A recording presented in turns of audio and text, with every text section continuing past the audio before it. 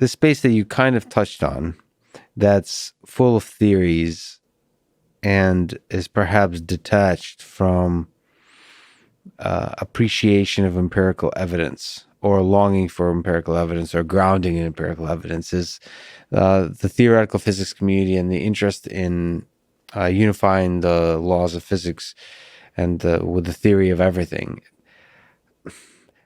I'm not sure from which direction to approach this question, but how far away are we from arriving at a theory of everything, do you think? And how important is it to try to arrive at it, at this kind of goal of this beautiful, simple theory that unlocks the very, fundamental basis of our nature as we know it? And, and what are the kinds of approaches we need to take to get there? Yeah, so in physics, the biggest challenge is to unify quantum mechanics with gravity. Mm-hmm.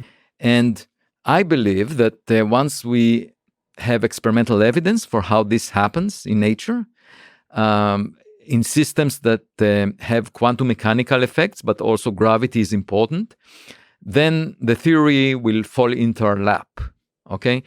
But the mistake that is made by the community right now is to come up with the right theory from scratch.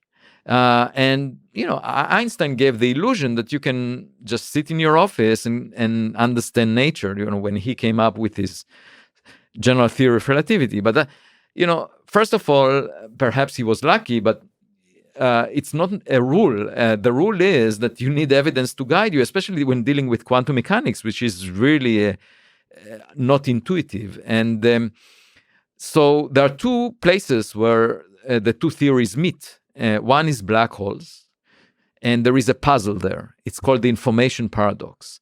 In principle, you can throw the Encyclopedia Britannica into a black hole. It's a lot of information, and then it will be gone because a black hole carries only three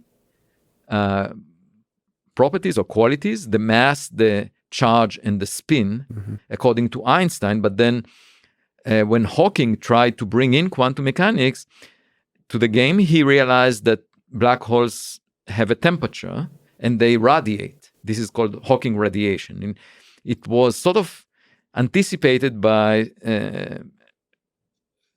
Jacob Bekenstein before him, and Hawking wanted to prove Bekenstein wrong and then figure this out. And so what it means is black holes eventually evaporate. And they evaporate into radiation that doesn't carry this information, according to Hawking's calculation. And then the question is, according to quantum mechanics, information must be preserved. So where did the information go if a black hole is gone? And where is the information that was encoded in the encyclopedia when it went into the black hole? And to that question, we don't have an answer yet. It's one of those puzzles about black holes, and it touches on the interplay between quantum mechanics and gravity.